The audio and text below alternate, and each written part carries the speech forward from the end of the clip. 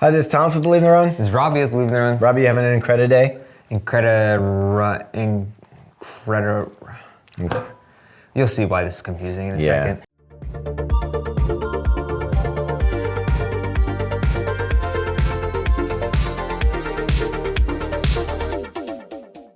So we're taking a look here at the Endorphin Trainer, which looks a lot like the Kinvara Pro. So in fact, it's pretty much the replacement for the Saucony Kinvara Pro, a shoe that came out in 2023. That was an interesting shoe. I didn't like it. Yeah, it seemed to fall a little bit flat with us, a lot of it flat. It was like this trying to do a bunch of things in a shoe that was maybe a super trainer, but maybe not. It kind of replaces the shift. Right, so then there is the Endorphin Shift, no more. So that shoe's gone. This one is now here that kind of combines both the Kinvara Pro and the Endorphin Shift into this all new model. There's kind of a lot to talk about, and yet there isn't in a way. Let's start what we normally do. Let's break down the upper. Right, yeah, so the upper on the shoe is an engineered mesh upper. It's kind of not that, I don't know, not innovative. It's an upper. Yeah. It's pretty standard is what Robbie's trying to get at. There's not a lot of overlays. The mesh itself is what's gonna make that structure to this upper. You get in, it has a nice puffy tongue that is padded enough, but not overly padded. It's gusseted. You've got your basic laces on here, Robbie. I'm getting spoiled with laces though, are you? I guess so. These are these floppy style laces. Like ribbon laces. It's like annoying to tie. I know it's a petty thing to say, but there's certain laces that drive me crazy, and I feel like these are one of those. Yeah. All right, Robbie, so the upper for me fits fairly nicely, true to size 10.5, no issues with the fit. It's not the most exciting. The padding in the collar works. There's no heel lift, but there's something about it. Maybe it's because it's white. When I toe down, look at this, kind of looks like a nurse shoe. Yeah, I could see that. Mine was, I feel like I'm always floating between two different sizes these days. I felt like there was a little, this is a size I always wear in Saucony. I felt like it was a little roomy for me. Did you experience that at all? No, mine felt true to size. I didn't have any issues with that. It reminded me of the Endorphin Speed fit. So whatever, if you have the Endorphin Speed, if you've experienced that, it reminds me, it's very similar to that, the newer one anyways. Yeah, it has that, I guess that's the Power Run PB midsole material. That I do like that Saucony's been putting this in as their foot insole. Yeah. Like you do get some nice bounce off of this. It does feel good. It adds a little extra comfort. But the real secret to this thing is moving down a step. Yeah, so you have the IncrediRun top layer foam. This is an all new foam from Saucony that's it's their high performance, soft, bouncy, energetic, PIBA style foam, if you will. I love it in the Elite. It feels amazing. It's bouncy. It kind of tunes up as you pick up the pace. It kind of firms. It changes characteristics depending on how you're running on it. And in this case, it might get killed a little bit.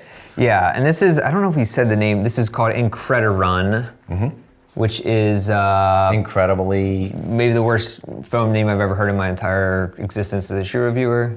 I don't know. It might be up there.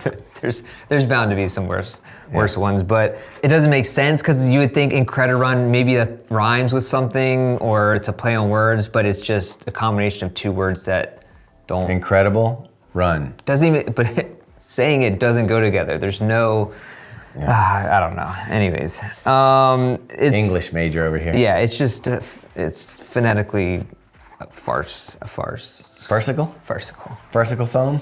Yeah. So it is soft though, for sure. It is, and it is an improvement over the Kinvara Pro of the last one. This feeling does have a nice step bounce to it initially, and if anything, I feel like you're gonna find out the plates in here, but what really kills the shoe is this power run. There is a 3/4 length carbon fiber plate inside the shoe. It utilizes their, what they call, you got it, speed roll technology, which is to make your foot roll through the stride. 8mm drop. Yeah, 42 millimeters in the heel, 34 in the forefoot, so pretty high stack shoe. So you would think, okay, high stack shoe, it's gonna feel like maybe max cushion shoe or something like the Super Blast or in that vein. And then you get down to this bottom layer of Power Run foam, which is basically the same thing as the Kinvara Pro. In fact, this shoe is everything's almost exactly the same as the Kinvara Pro, except they swapped out the Power Run PB with a layer of IncrediRun. The result is pretty much the same. This is a case where I feel like the juice isn't worth the squeeze. You have all these components in there. You have this IncrediRun foam, you have a 3/4 plate, you have this Power Run underneath of it. They're trying to make this a super trainer, and what it ends up feeling like is a basic trainer. Like I've been running in the Saucony Ride, and honestly, I think it actually has a better underfoot feel than this shoe. And what's interesting about this is that Saucony markets this or places this as an up-tempo shoe, and I don't know where that's coming from. At least in the Kinvara Pro, I think it weighed under 10 ounces. This one weighs 11 ounces for a size 10.5. Which is pretty, I mean, 310 grams for those of you on the metric system. Yeah, so that's in a lot of daily, even just for a daily trainer, it's on the heavier side. Yeah. So I'm not sure where they're getting the up-tempo part of this, because the other thing about the Power Run is it's super dense. Like, you can't squeeze that at all. This reminds me like when I pull up old shoes and I'm like, I can't believe we ran in this. And then I feel this foam, I'm like, I can't believe they're still making a foam like this. Right, so it's clearly a different durometer than a lot of the Power Run we've seen in past shoes, like the Ride or the Guide, things like that. And I will say it does feel on landing a little bit softer because of this IncrediRun as opposed to the Power Run PB from last year's, from the Kinvara Pro, but it's not enough to mitigate the thick slab of Power Run underneath. It just starts to feel kind of clunky underfoot. And I think when I first started going out the door, you get that IncrediRun feel and you're like, okay, this could be a nice improvement. By mile 3 or 4, that's kind of worn off. That's exactly the same And then you thing. just feel like you're running in a regular, almost firm trainer. And this, to me, if you're gonna be at the price point they're at, which is what, 160? 180. 180, even higher than I was thinking.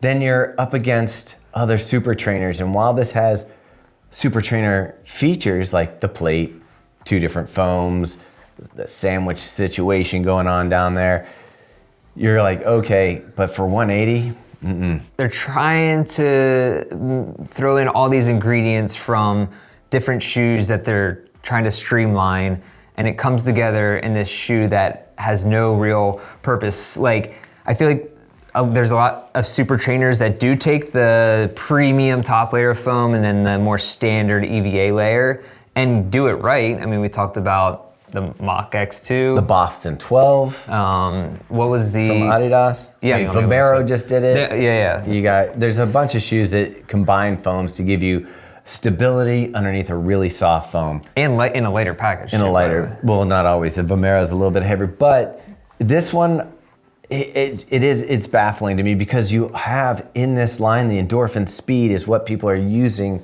what I think this shoe's intended to be. Right, so that, I don't know how, and it's $10 cheaper, so I'm not sure how you can... Whoa, it's $10 cheaper than this? Yeah, Wow. So I'm not sure how you could pick this over the Speed. I know this is supposed to be more up-tempo than the Speed, because the Speed kind of, over the last couple of years, has gotten more of a daily trainer-ish, but I would take the Speed over this for sure any day. ASICS has something like the Magic Speed 4, which is a plated tempo shoe, and it's not the best shoe. Like, the Ride is a little bit firm underneath.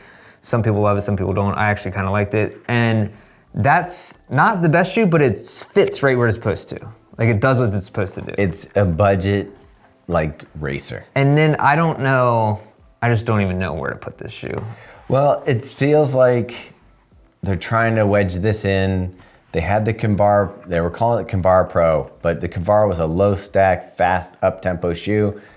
When they made the Kinvara Pro, it's like all of a sudden it's got this high stack, it's got a plate in it. It's like, why is that a Kinvara? And I think they were like, heard the feedback from reviewers and from other people testing it, like, how is this even related to a Kinvara? So now they're like, okay, we'll drop it into the Endorphin line. Which makes sense. And keep it going, but This shoe could have been something, I think. Yeah, I mean, it's hard for me to figure out because Saucony does have all the ingredients to make a really nice super trainer. This Power Run isn't one of the ingredients. IncrediRun. IncrediRun's great, and in the Elite, it sings. Yeah, and maybe that's something coming next year, I don't know, where it's something like this, Super Blast. It has that premium foam in it where it's, maybe it's even plateless, but it still has that nice light ride to it.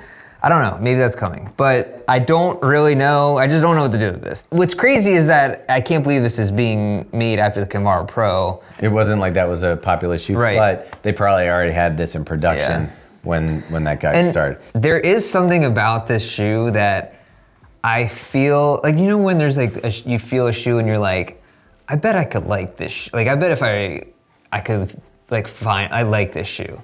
And there is something about it where I felt that about the Kinvara Pro even, but it's not enough to get me past the negatives of it. Okay, I kind of get what you're saying. Last year, I did the Kinvara Pro, and then I saw some other reviewers review it, and they're like, oh no, they liked it. And I was like, well, maybe I just need to try it on. This was like months after the review. I'll try it on again to see maybe if I got it wrong or something. Yeah. And I put it on, I went for a run. I was like, nah, I shouldn't have put it back on. This shoe just isn't working right now with what they have going in it. My biggest complaint is gonna be this Power Run foam is just dense. There's no life to it. It sucks the life out of the IncrediRun. It's just not a fun shoe to really run in. It becomes what I would expect from your 130, 120 daily trainer feel underfoot. And then even the outsole, they added some bits of rubber here, Max Track, I think it was Max Track, to the outsole to give it a little bit of grip that the last one didn't have, but it's still most exposed carbon rubber, which, I don't know, it's probably fine, but it's not, you're not getting a ton of rubberized EVA there, yeah. Not getting a ton of grip out of it. So yeah, I guess we can get to the score, shall we score? And by the way, this comes out March 1st, 2025. Yeah. Shall we get to... Now that we've given it a glowing review, I bet you can't wait to pick it up. So yeah, I guess we can get to our scoring of this. For form, I'm gonna give it a 2. I think especially for the price, for 180, the upper seems kind of pedestrian. This Power Run, if you couldn't tell already through the review, just sucks the life out of the shoe for me. So yeah, I'm going 2 on that. Also didn't like the laces. Same thing, gonna give it a 2. Let's go to the fit. So how the shoe fit overall on the foot, everything else. For me, it fits fine, true to size. I didn't have any issues. So I'm gonna give it a little step up there with a 3. Yeah, I'm gonna give it a 2. I thought it was a little roomy, didn't love the overall fit of it. It was okay, and that's a 2. So, and then we'll go for last one, function. So that's the overall ride, performance. If this was a 120 shoe, in the $120 price range shoe, I would say, oh, it's pretty decent for a daily trainer kind of feel. But knowing this is supposed to go in the super trainer category up against shoes that we really love up in those, like, you're getting close to Super Blast price, you're getting close to a lot of the shoes that have the high tech that they're using in their race day shoes. This one just falls flat for me on that, so I'm gonna give it a 1. Yeah, same thing, gonna give it a 1. I just don't think that this shoe needs to exist. That's kind of harsh, but I don't. Yeah. I know, I just saw a tear roll out of its eye. In the world of the Endorphin Speed, which does probably pretty much what this is supposed to do in most scenarios, and then you have the ride, and I don't know that you really need this shoe. So I didn't love it. I thought it was blocky and bricky. So for the score, Carl would put it up there, so red. Mine would be red, yours would be barely yellow. So is it even barely yellow? 6 is technically yellow still. If you were them, and clearly they want 3 shoes in the Endorphin line. Mm-hmm. You've got 4 now, because you have the Elite, you have the Pro, you have the Speed.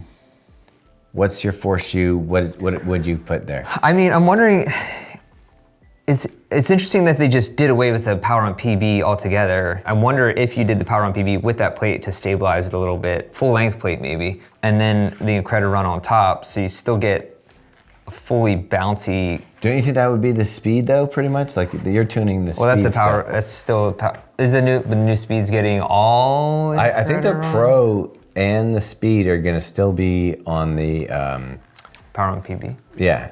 Here's what I'm thinking. If I had the 4 shoe in there, let's do one without a plate. Let's put a really nice foam in there. Yeah. Maybe it is a tuned up sandwich of IncrediRun top layer and like you were going for Power Run PB underneath of it to kind of give it a little more stability, and you could tune that Power Run PB to be a little firmer. I mean, even if you just use a different durometer for the Power Run, because I know the past versions of shoes did not have this dense of Power Run, like the Ride and some of the other models. So if you could, like I said, there are other brands who have done the EVA bottom layer fine, and it actually creates a great ride. So I don't think you have to necessarily go away from that, but in the same way, in a year from now, we might have moved on from the EVA since hardly anyone's using it anyways.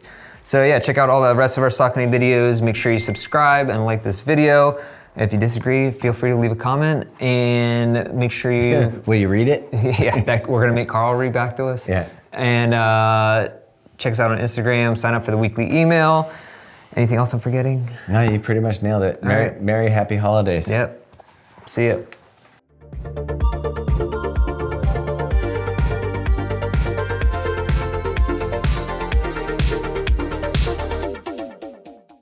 Yours will be barely yellow. So Is it even barely yellow? 6 is technically yellow still. Yeah, okay. But it's Well, I'll take it down. It's all right. Anyway. I round it down yellow.